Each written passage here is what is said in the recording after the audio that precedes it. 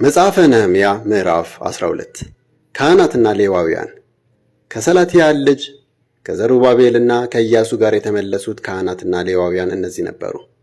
ሰራያ፣ ኤርምያስ፣ ዕዝራ፣ አማርያ፣ መሉክ፣ ሐጡስ፣ ሰኬንያ፣ ሬሁም፣ ሜሪሞት፣ አዶ፣ ጌንቶን፣ አብያ፣ ሚያሚን፣ ማድያ፣ ቢልጋ፣ ሸማያ፣ ዮያሪብ፣ ዮዳዬ፣ ሰሉ፣ አሞቅ፣ ኬልቅያስና ዮዳዬ። እነዚህ በኢያሱ ዘመን የካህናቱና የወንድሞቻቸው አለቆች ነበሩ። ሌዋውያኑ ደግሞ ኢያሱ፣ ቢንዊ፣ ቀድሜል፣ ሰራቢያ፣ ይሁዳ እንዲሁም ከወንድሞቹ ጋር የምስጋና መዝሙር አላፊ የሆነው መታንያ ነበሩ።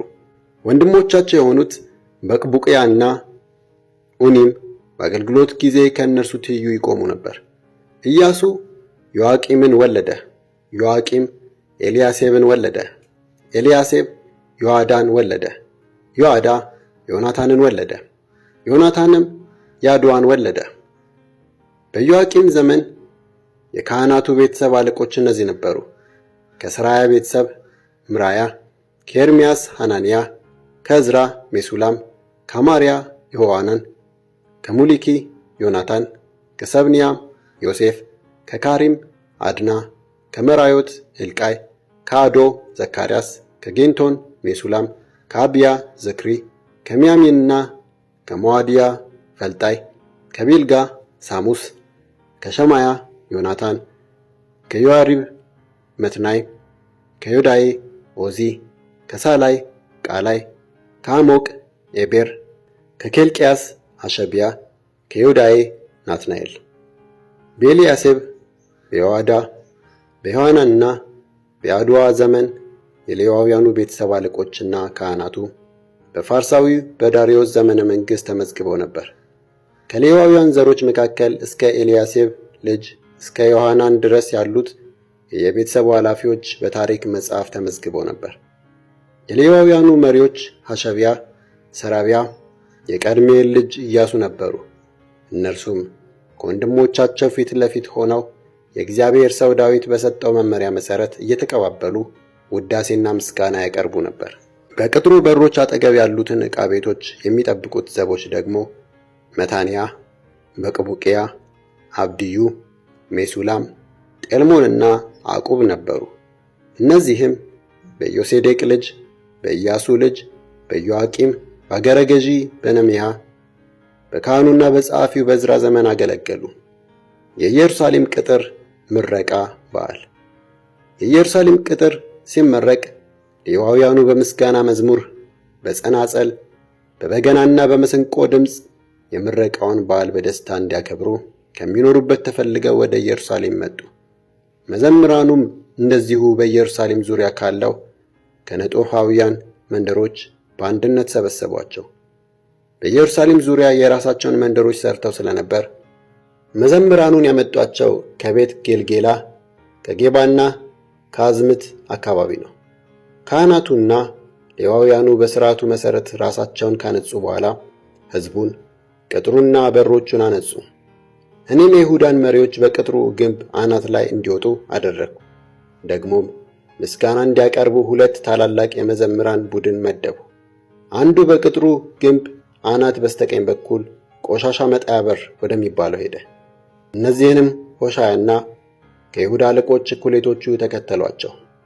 የተከተሏቸውም ከአዛርያስ፣ ከዕዝራ፣ ከሜሱላም፣ ከይሁዳ፣ ከብንያም፣ ከሸማያ፣ ከኤርምያስና እንዲሁም መለከት ከያዙ ጥቂት ካህናትና ከአሳፍ ልጅ ከዘኩር ልጅ ከሚካያ ልጅ ከመታንያ ልጅ ከሸማያ ልጅ ከዮናታን ልጅ ከዘካርያስ ጋር ነበር። ወንድሞቹ ሸማያ፣ ኤዝርያል፣ ሚላላይ፣ ጊላላይ፣ ማአይ፣ ናትናኤል፣ ይሁዳና አናኒም የእግዚአብሔር ሰው ዳዊት ባዘዘው መሠረት የዜማ መሣሪያዎቹን ይዘው ሄዱ። ሰልፉን የሚመራውም ጸሐፊው ዕዝራ ነበረ። ከምንጩ በር ተነስተው በቀጥታ ወደ ዳዊት ከተማ ደረጃዎች ወጡ። ከዚያም በቅጥሩ መውጫ በኩል አድርገው ከዳዊት ቤት በላይ በስተ ምስራቅ ወደሚገኘው ወደ ውሃ በር ሄዱ። ሁለተኛው የመዘምራን ቡድን በስተግራ በኩል ሄደ። እኔም ከከፊሉ ሕዝብ ጋር ሆኜ በቅጥሩ ግንብ ላይ የእቶኑን ግንብ በማለፍ እስከ ሰፊው ቅጥር ተከተልኳቸው። ከዚያም ከኤፍሬም በር በላይ በአሮጌ በር፣ በዓሣ በር፣ በሐናንኤል ግንብ፣ በመቶዎቹ ግንብ አልፌ እስከ በጎች በር ድረስ ተከተልኳቸው። እነርሱም በዘበኞች በር አጠገብ ሲደርሱ ቆሙ። ቀጥሎም ምስጋና ያቀረቡት ሁለቱ የመዘምራን ቡድኖች በእግዚአብሔር ቤት ቦታቸውን ያዙ። እኔም ከግማሾቹ ሹማምት ጋር ቦታዬን ያዙ። እንደዚሁም ካህናቱ ኤልያቄም፣ መሲያ፣ ሚንያሚን፣ ሚካያ፣ ኤሎኤናይ፣ ዘካርያስና ሐናንያ መለከታቸውን ይዘው መሲያ፣ ሸማያ፣ አልዓዛር፣ ኦዚ፣ ዮሐናን፣ መልኪያ፣ ኤላምና ኤጽር ቦታቸውን ያዙ። መዘምራኑ በዕዝራህያ መሪነት ዘመሩ። እግዚአብሔር ታላቅ ደስታ ስለሰጣቸው በዚያች ዕለት ደስ ብሏቸው ብዙ መሥዋዕት አቀረቡ። ሴቶችና ልጆችም እንደዚሁ ደስ አላቸው።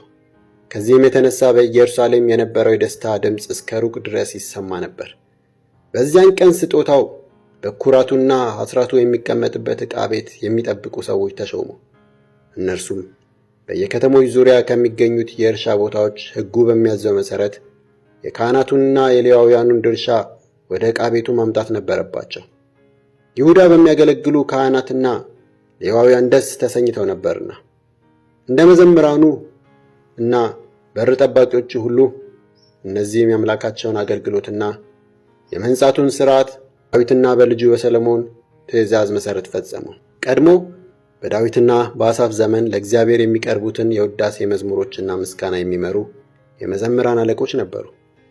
በዘሩባቤልና በነህምያም ዘመን እስራኤል ሁሉ ለመዘምራኑና ለበር ጠባቂዎቹ የየዕለቱን ድርሻ ይሰጡ ነበር። የሌሎቹን ሌዋውያን ድርሻም ለብቻ ያስቀምጡ ነበር። ሌዋውያኑም ለአሮን ዘሮች ድርሻቸውን ያስቀምጡላቸው ነበር።